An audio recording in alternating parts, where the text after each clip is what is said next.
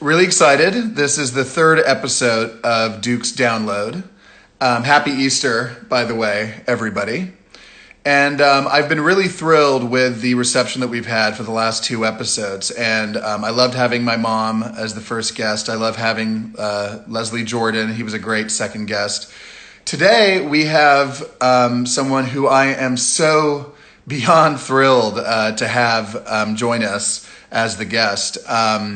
Someone who I would say is probably one of the most consequential, influential people in the history of the gay rights movement. Someone who has become a good friend and mentor, and who who I'm really thrilled to have with us today, Cleve Jones. So I'm just going to see. I don't know if he's on here yet.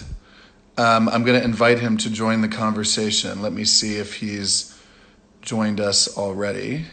One moment. Yes, he's here. 1 second. It's connecting. Hi, Cleve. Hey there, how are you? I'm good. How are you doing? I'm good. Greetings from Guerneville, California. Guerneville. I was actually going to ask you where you were. How far is that from the city? It's about a 90-minute drive. We're just north and west. It's the Russian River, and very beautiful. It's kind of where the redwood forests meet the vineyards, and I've been sheltered in place here for 34 days now. Wow. Isn't that where you spent part of your time in the 80s as well? You have good memory. The 90s, actually. During a previous plague, I actually moved up here to die, and stayed in a little cabin. And it was up here in 1994 that I got access to a clinical trial that saved my life. And I'd always hoped to return here, but it's a bit odd to be here and reliving this whole situation again. Absolutely, under these circumstances. But so you haven't had a place there the whole time. You just decided to come back there for this second experience. And of course, that's one of the most amazing and powerful parts of your book, which of course we'll talk about a little later. But I first just wanted to say, tell people how it is that we met, because of course, I knew who you were and had admired you since I was a teenager, and having seen Milk when I was, I think, 16 years old. And then in about, I think it was 2014, we were introduced to each other during the whole Beverly Hills Hotel boycott, which, continues to this day. Of course, a lot of people, I think it's still, or it's since ended, but the boycott's very, very much still in place. So I think it's just important to remind people of that, Yes, we met because I believe you wrote a very beautiful piece about your childhood memories of that property, and then how, what a jarring, slap in the face it was to realize that it was now owned by this Sultan of Brunei, who was imposing these horribly harsh penalties against gay men and women. And we worked together with my union, Unite Here, in Los Angeles, your town. It's Local 11. Here in the San Francisco Bay Area, it's Local 2 and Local 2850. And it was a very successful boycott. And I think, it's kind of a odd thing for me to look back at now, because in my union, where we represent some 300,000 workers in the hospitality industry, over 90% of our members have now been laid off due to this epidemic. It's just beyond. Yeah. I wanted to ask you about that, actually, but I had no idea about those numbers. Yeah, there's so many sectors of the economy, of course, that are being, terribly impacted by the epidemic and the required shutdown. But the hospitality industry, you think of the folks who work in the hotels and the food courts, the airports, hospitality, travel, and as you well know, where you live, the entertainment industry has also been really, really affected. All productions have been halted. I was speaking with a friend of mine who works for SAG-AFTRA, and all of their members are hurting. So there's a lot of pain going around, and we all have to do what we can, those of us who still have jobs, to help those who don't have jobs. Absolutely. No, I was going to ask you about the different things you were working on, and what if any projects you were doing with Unite Here. But I imagine, that's the priority at the moment. Yeah, we're trying to figure out how to raise money to support our members who, many of whom didn't have money to pay for rent this month, and it's going to be a long time before there's any kind of normal life again. I've just noticed I seem to have this wire sticking out of my head. I should have composed this shot better. No, it looks beautiful, much better than this. I mean, you've got quite a nice scenery over there. But no, yeah, and the thing about the whole Beverly Hills hotel boycott is that it's been going continuously since 2014. But the problem is that things have, of course, happened, whether, Trump getting elected. I mean, a lot of things have happened that have sort of taken away attention from it. And then, the hotel and their publicity team has used the opportunity to try to, dispel or put the word out that things have gone back to normal, when in fact, the Sultan has still not changed the law in Brunei. And of course, they said they're putting a moratorium on it, but until they fully repeal this anti-gay law, the boycott continues. And that's a boycott of both Beverly Hills Hotel, but also all Dorchester collection properties worldwide. Yeah, in LA, that's the Beverly Hills and the Bel Air. Exactly, yeah. But no, so I was thrilled and honored to work on that with you. And, I wanted to start off just because, of course, given that you were the creator and founder of the National AIDS Quilt, not only that, but you also created or helped to create the San Francisco AIDS Foundation. I wanted to talk to you a little bit about the similarities, but also the differences between the AIDS pandemic and the coronavirus, of course, that we're going through now. But I'm sure you have an interesting perspective on, what we're going through right now, and some of the things we learned from back then that we should apply now, but also the things that are different about the two. Yes, I think this is something that's on everybody's mind, and I've been kind of struck by how many news organizations have reached out to me just really in the last week. New York Times, People Magazine, San Francisco Chronicle. People want to talk about it, and I think it's important that they do. Let's start with the differences. Clearly, these are very different diseases. With coronavirus, people, if they're going to get sick quite quickly after exposure, usually within 5 to 10 days. There's not a long incubation period like there was with HIV. Coronavirus is an extremely easy bug to transmit. HIV/AIDS is a very difficult drug to transmit and quite easily prevented. The similarities, though, are many. And I would start with the fact that the sad reality that both pandemics began with a Republican president in office who did not perceive the gravity of the situation, who wasted valuable time. In the case of Reagan, of course, he didn't speak the word AIDS publicly until thousands and thousands of Americans had died. And we all know that, Trump spent the early weeks of this pandemic saying it was a hoax. There's some other similarities that I find very disturbing. One is an attempt to sort of deflect and detract from the crisis by distancing people through very bigoted ways. HIV/AIDS was called a gay virus. This was called a Chinese virus. Both of those are terribly unscientific and calculated to provoke a bigoted response from people. The failure to address HIV/AIDS was based at first on homophobia. It's pure and simple. And one of the consequences of that homophobia was the deaths of tens of millions of heterosexual men and women and their children, because this one nation that had the resources to respond quickly failed to do so. And it was also compounded by racism. And I think this is another similarity that is extremely disturbing and people should be paying attention to. While HIV/AIDS was first identified among gay male communities, particularly in Los Angeles and New York, Chicago, San Francisco, it settled deep into the South and particularly affected people of color. And even today, we see while San Francisco and New York and other places have been able to reduce HIV transmission to almost zero, we still see that in the southern states, in the Bible Belt, among Black and brown communities, that people are still getting infected and people are still dying. And now we see the same pattern happening with this, with the coronavirus, where Black and brown people are being disproportionately affected and represent, I believe now, the majority of deaths.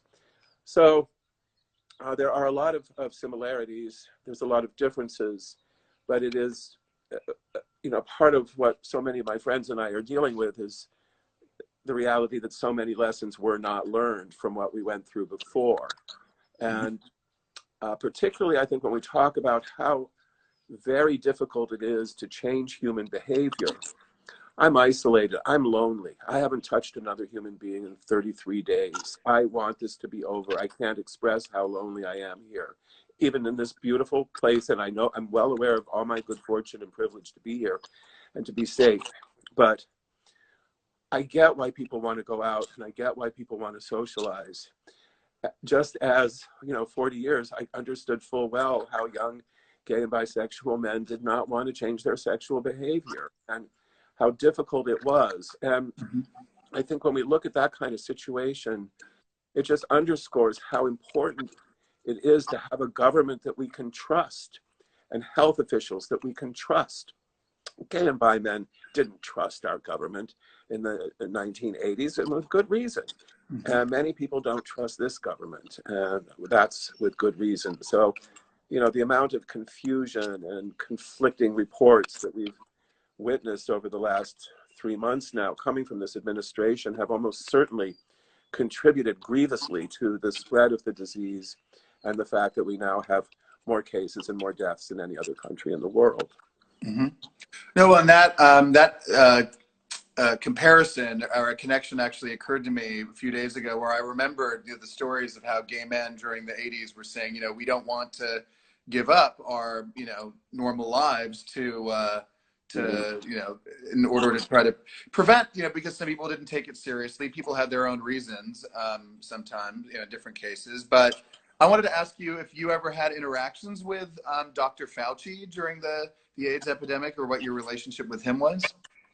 I didn't have a close relationship with him. At the beginning, I think there was a lot of mistrust, but we soon came to see Dr. Fauci as an ally who would base his decisions on science. And he ended up becoming, in my view, a real hero. And one of the more surreal aspects of this current situation is to see him up there on that podium with Trump, nodding his head. And I'm sure that every day Dr. Fauci is going through a calculation of, how much can he put up with and how many lives would be lost if he wasn't there enduring what I'm sure for him is an incredibly complicated and painful experience. Absolutely. No, absolutely. And, I'm assuming you've heard this. There was a piece of amazing news yesterday that, of course, as the creator of the National AIDS Quilt, the largest piece of community folk art in the world, that they're now using leftover fabric from the quilt to make masks for healthcare workers. Yes, the quilt recently returned to San Francisco after being in Atlanta for about 19 years. It was a really I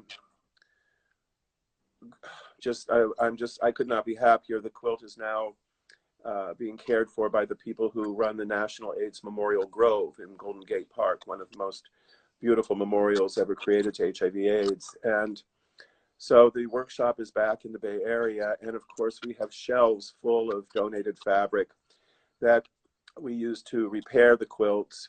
And fortunately, in the San Francisco Bay Area, very few people are losing their lives to HIV/AIDS. So we have a pretty large supply of fabric. And Gert McMullen, the woman who pretty much single-handedly sewed the entire quilt together, is back in San Francisco and making masks. But I have to say, I saw some expressions of outrage when this story broke. A handful of people apparently thought that we were scissoring up the quilt to make these masks. And I don't know quite how they came to understand that, but that's of course not true. And I think Gert once again is going to save some lives. No, I mean that, and when I reached out to you to do this interview, I had no idea that that was the case. Then I saw the article yesterday, and I just thought, what amazing, funny timing that was. But I love that it continues to have, both because of the subject that it's related to, but also, I never would have imagined it would have ended up connected to this in this way, but into what we're going through now. But how amazing is that?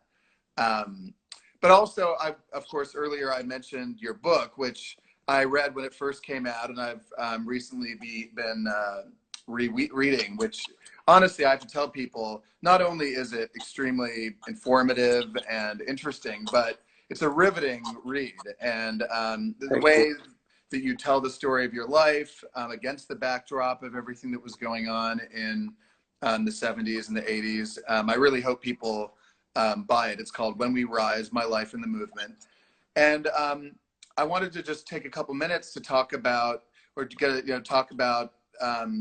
your life in the early days, like how you ended up coming to San Francisco and how you got involved in activism for the first time.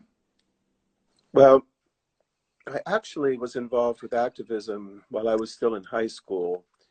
I was part of the anti-war movement, and so I was going to marches even by my sophomore year in high school. I was kind of a veteran of the movement against the war in Vietnam, which shaped my life. I was born in 1954, the year the French army was defeated at Dien Bien Phu and U.S. involvement began.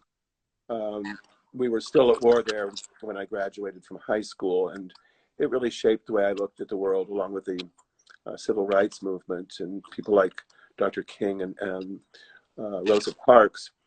So I was already politicized by the war, but people, especially younger people, I don't think really can appreciate just what a different planet it was for the people we now call LGBTQ, because I honestly did not know if there was anyone in the whole world that felt the way I felt. And I was bullied a lot. And so I used to hide out, and I got my doctor to write me a note to get me out of gym class. I pretended I have a lung disease. I can't go to PE. And he took pity on me. And so I would hide from the bullies in the library. Remarkably few of them read. And I would read magazines. And it was there in the end of 1971 that I read in the Year in Review issue of Life magazine, a big story about the gay liberation movement, and discovered that there were other people like me, that there was a community, and there was a movement, and that this movement was also part of the larger movement for peace and social justice. So I soldiered my way through high school, and as soon as I graduated, I got the hell out of Phoenix and hitchhiked up to San Francisco. But I was one of those kids that was getting ready to take my life. And so when I say to people that the movement saved my life, that's not hyperbole. That's not rhetoric. I was getting ready to kill myself. I was stealing pills from my parents' medicine chest. And it was only when I learned about the movement that I decided not to die, but to go to San Francisco, which was a very smart move. But that was only, the first time the movement saved my life. When I was dying of AIDS, it was ACT UP that stormed the NIH and the FDA and saved my life quite literally, because I was on death's door and there were still no medications approved. And because of ACT UP's work, not just with the drama in the street, but the hard work and research and partnering with government agencies and even the pharmaceutical industry, we were able to get expanded access to drugs that had not yet been approved, and that's why I'm alive. But the first time I came to San Francisco, and I was a 17-year-old with a 27-inch waist, and I was, now that I look at the pictures, I realize I was kind of cute. At the time, I didn't really see it that way, but I saw the picture of you, I think, when you had the super long hair, right? Was that during that period? Yes, that was my hippie chick phase.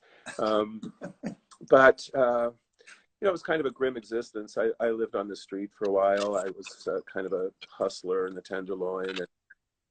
But I was befriended by some of the most remarkable early leaders, women like Del Martin and Phyllis Lyon. And Phyllis Lyon just passed away yesterday. I met her in 1973. She and Del transformed my whole view of the world long before I met Harvey Milk. And Harvey, of course, was a mentor and something of a father figure to me. And he was the one who got me to cut my hair and stop selling weed and go to school. And I given your background, you'll appreciate, I wanted to be a film director. So I went to San Francisco City College and enrolled in the film department. Oh, wow. Bought myself a little Super 8 camera. And I made a very short film because Harvey Milk and his partner Scott Smith were going to do a little film festival at the Castro Camera Shop. Wow. That little film festival, by the way, continues today. It's now the San Francisco International LGBT Film Festival. And wow. Tens of thousands of people attended, and films are premiered there.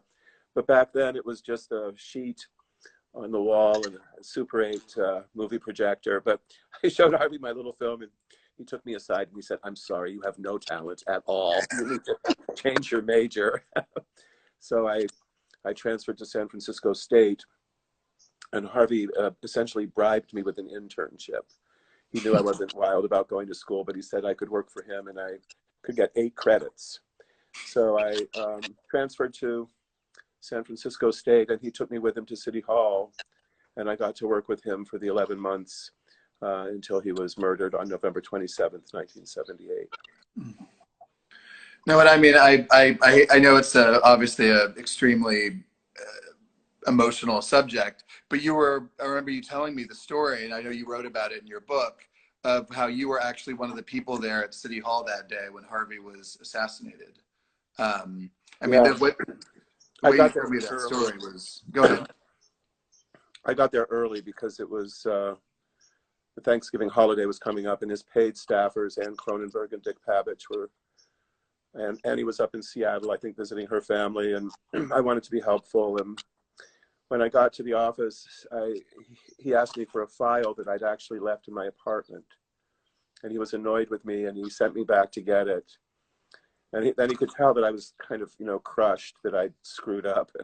And he said, "Don't worry about it. I'm just having a bad day. But come back after lunch."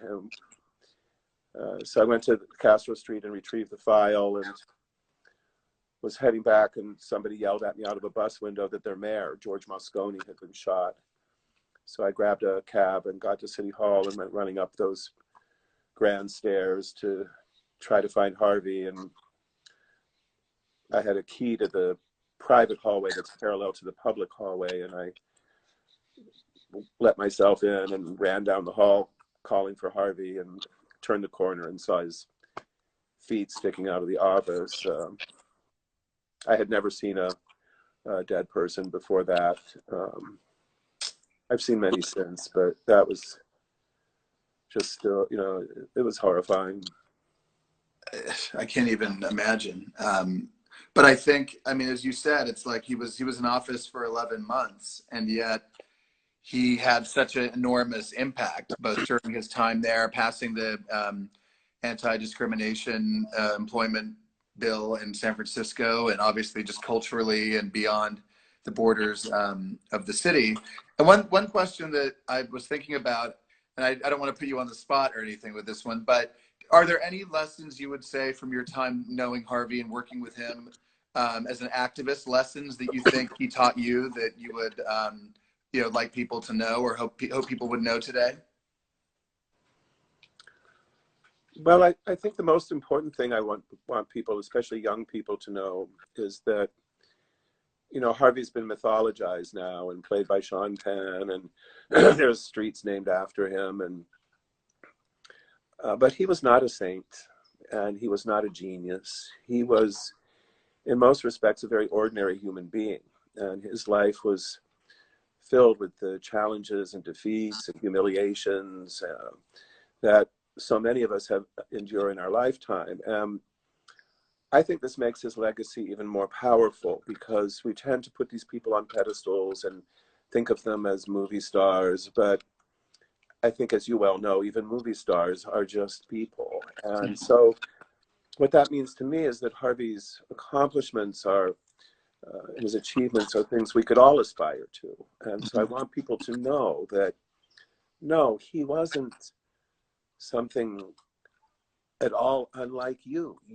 All of us within us have those gifts. We all have something to contribute. Harvey struggled through most of his life to find his true calling, and it is sad that when he finally discovered who and what he was, he only got to inhabit that reality for a short period of time before he was taken from us.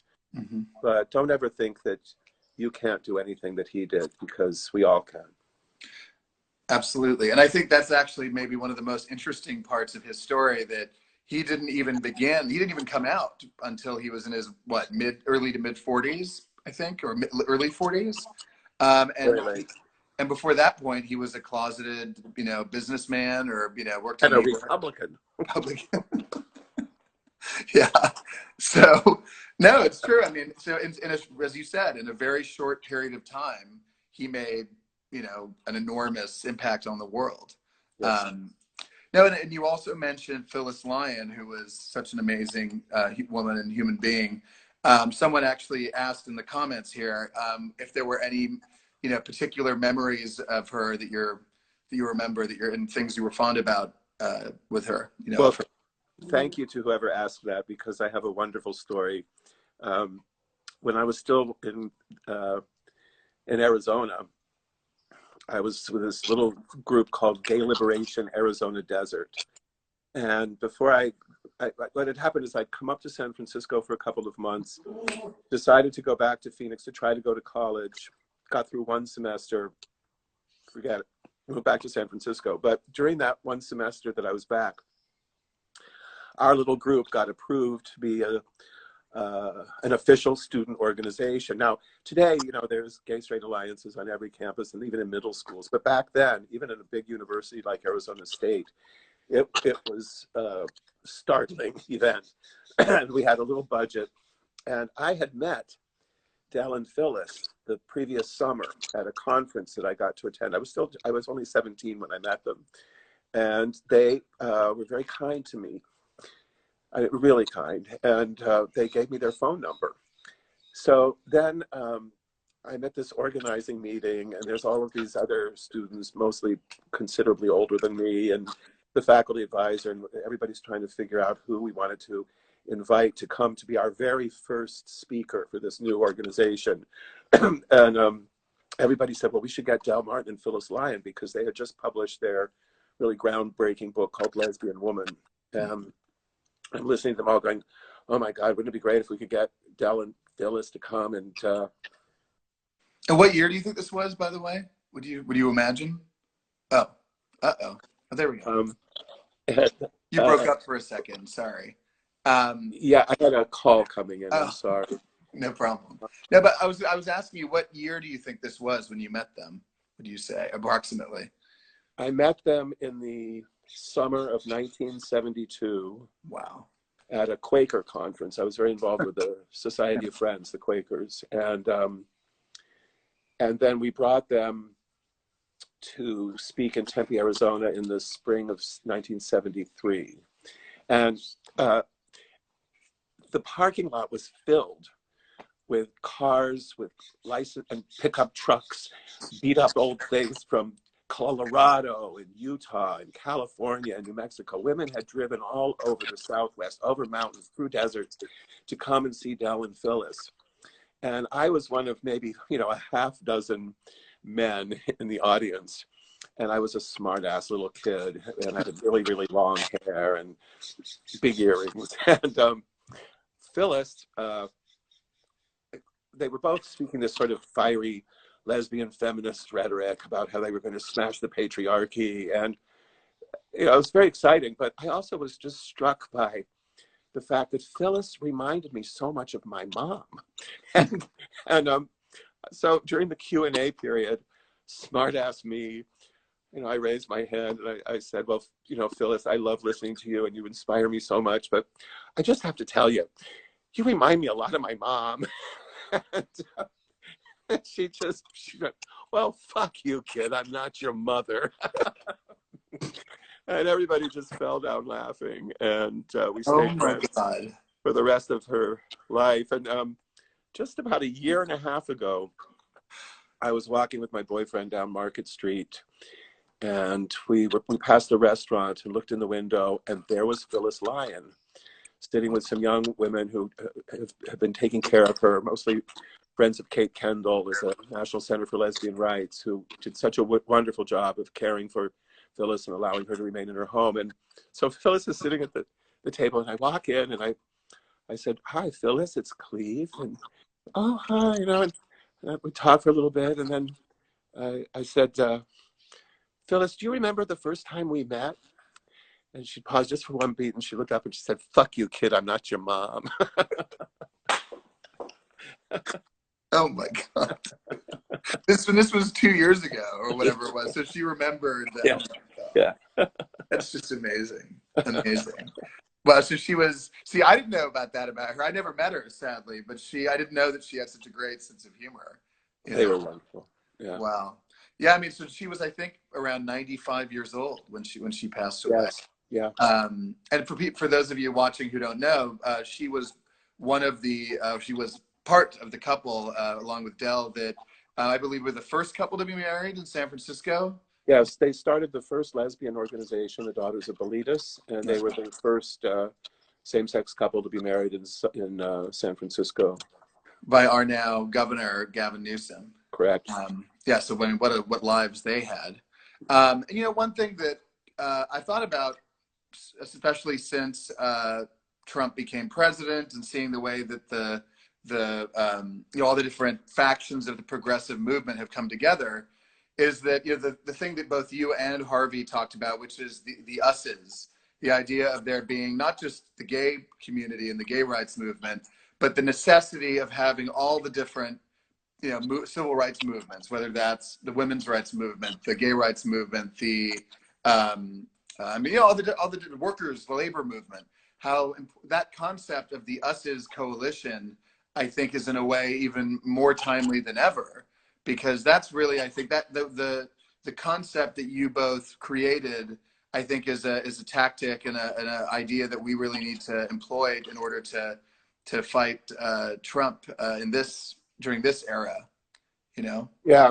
So back in the 70s, during the years leading up to Harvey's election, he and George Moscone, a mayor who was also assassinated in 1978 by the same guy, they really pioneered this notion of a progressive coalition. They were the ones who said, let's get feminists and trade unionists and African Americans and Chinese Americans and Filipino Americans, and let's work together and build this coalition. And so in the election where Harvey was elected, we really saw that progressive coalition take power. Mm-hmm. And now it's critically important that we all stand together and understand our shared values and our shared struggle. Mm-hmm. But I would say there's something else to it, particularly for those of you who are watching this, who are part of the LGBTQ community. And, many of us have talked and written for decades about what might make us unique, what might make us particularly useful. And I think that when I look at our people in our community, we live in all of these different spaces. I mean, there's this whole vocabulary around intersectionality. Well, we kind of are the most intersectional people one could imagine. We're born into every skin color, every ethnicity, every faith background, every economic level. So I've always hoped and believed and imagined that maybe the people now called LGBTQ could be those bridge builders, who would be those who led the way in finding common ground and fighting for justice and fighting for equality, having mutual respect for all of our different experiences. So I think that's something that, Harvey wanted to see happen. And when I look at the world today, I just think it's we face such grave challenges for our communities and our country and our planet. And we have to work together. We have to defeat him in November. We have to take the Senate and keep the House. The consequences of losing are just so grave. I don't think they can be overstated. Well, I think, it's funny because both you and my mom are both, or have been both, huge Bernie Sanders, I believe. Am I right? You were a big Bernie Sanders supporter? I For? was torn between Sanders and Warren, but yes, I'm a progressive voter and really appreciate what Senator Sanders has given us, yes. And so what, because my mom even, being a big Bernie person, she was obviously extremely disappointed when I think she understood, it was time. But I think at the same time, of course, like a lot of people, she was disappointed by him, not winning the nomination. But so what would you say to people, people who are also disappointed, who maybe, have that feeling in them that they either don't want to vote for Biden or they would just want to stay home? Like what message do you have for those people? Well, I get it, and I have no interest in speaking negatively about anybody on our side right now. But Biden was not even in my top three. Mm-hmm. I have all sorts of uncertainty about whether he could be our strongest candidate, but I think it's pretty clear that he's going to be the candidate. It's not 100% certain, but it's pretty clear he's going to be the nominee. And if he's the nominee, it's pretty clear we've got to elect him, because the failure to do so is too horrific. And anybody that says, oh, they're just the same, I'm sorry. No, they're not. And a Biden presidency I don't think will bring much of what I hoped most for, but I think it can stave off disaster long enough for us to regroup. And I think that largely due to the efforts of Senator Sanders and Senator Warren, who are both so articulate and so powerful, I think the middle has moved to the left. And I think there's more support now than ever before for universal health care. This current crisis has underscored the need for it. Their messages about income inequality are even more painfully apparent now as we see who is suffering the most from this epidemic. It's working class people, it's people of color. So we have to do whatever we can to stop Trump. To even, for anybody who even starts to equate the two of them, it's always, the same thing. No, it's not. And if you think so, I'm sorry, but you are really, you need to read a little more history, maybe. Yeah. Well, no, yeah. I mean, look, he wasn't my first choice either, but I wrote on Facebook the other day, if you're an African American or who's dealt with injustice from the police, if you're a woman whose reproductive rights are under threat of being taken away, if you're a gay person, if you're any multitude of things, you can't afford a Trump second term. So this is really not the time to be to wait or say, unless it's the perfect candidate, I'm not going to vote for them. This really is an existential election. So yes. And so one other thing I wanted to ask you was, I remember, I think it was the first time we ever met in person. I asked you because you ran for San Francisco Board of Supervisors in 1992. You almost won. Is that right? I think you came pretty close. Yes, and it was a citywide race. Citywide. Yeah. Wow. Yeah. And so my question for you is, I know you mentioned when we first met that if Nancy Pelosi ever retired, you might actually consider running for her seat. No, not going to happen. You've ruled out another run for office? No, I would. That was a long time ago. My gosh. I think it was 4 years ago. No. Because I asked because, number one, I would love for you to, and I would move up there and do everything I could to help you. Well, that's kind of you, but that is not going to happen. Yeah, I mean, obviously you're having an enormous impact outside of, and you have had an enormous impact outside of elected office, Yeah, I don't think people really appreciate just how much work it is to be an effective member of Congress or any elected official. And I know you have your ambitions, and I encourage you. And I see you as the type of person who would really make that commitment of time and energy. And there was a time in my life when I think I would have done a good job, but that's not where I'm at right now. What things are you working on? I know this whole thing has kind of put a damper on a lot of people's plans, but do you have plans after this is over for projects you're going to be working on? You know, I don't know what is going to happen. I don't know what I'm going to do. Right now, I'm still working for Unite Here, the Hospitality Workers Union.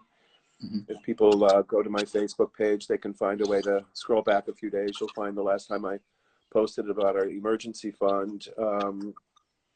My only thought right now is to not get sick, to try to be as useful as I can to the union, to try to figure out how I'm going to survive economically. I am not a rich person. People assume because of the films and the book and everything that I'm wallowing in cash. I'm not. So I think for many older workers, this is an extremely frightening time, because those of us who had 401ks have seen, you know, the craziness in the markets and our retirement funds disappearing. Many of us are facing the decision of drawing down on Social Security or our pensions before their full value.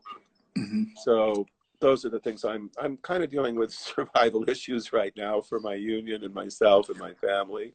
Mm-hmm. When it's over, I would like to write some more. I'd like to get back on the lecture circuit. Mm-hmm. And Mm-hmm. any of your viewers that are you know, in places that could hire me to come and speak in the fall when the airports are safe again, please bring me. I'm gonna need that. One of the really bad parts of this for me, I hate feeling useless. I just hate that feeling, and I'm not a passive person. And when shit happens, I want to grab the bullhorn and the banner and head to the street and lead the march. And I can't do that right now. So I'll be honest with you, I'm really struggling with what I'm supposed to do with the rest of my life. And Mm-hmm. for this week and the next and the one after that, my main focus is going to be to make sure there is a rest of my life. And I hope every one of you out there are also doing everything you can to protect yourselves and your loved ones and the vulnerable people in your community. Mm-hmm. Absolutely. You know, I want to tell people out there, please buy Cleve's book, because it is, well, I think one of the best books I've ever written. I mean, I've ever read. Excuse me. Thank you. Thank you. And, you know, like I said, it's an exhilarating read. And also, for those of you who haven't seen When We Rise, not the documentary, the miniseries, Yeah. I believe it's probably available online. And of course, for those of you who haven't seen Milk, Emil Hirsch plays Cleve and did a very good job, I think. I agree, though I would say I was taller. Yeah. I guess he couldn't help that. But no, he did a great. I would recommend people watch Milk, watch When We Rise. Please buy Cleve's book. And Cleve, thank you so much for doing this. You are honestly, I would say, one of the 2 or 3 people that have influenced me the most in my life, and you know, led me to try to make a small bit of difference that I try to do today. So thank you so much for doing this. And I wish we could go on more. I can't believe it's been almost an hour, but thank you. And stay safe, please. You as well. Thank you. Stay safe, everyone. Bye-bye. Bye.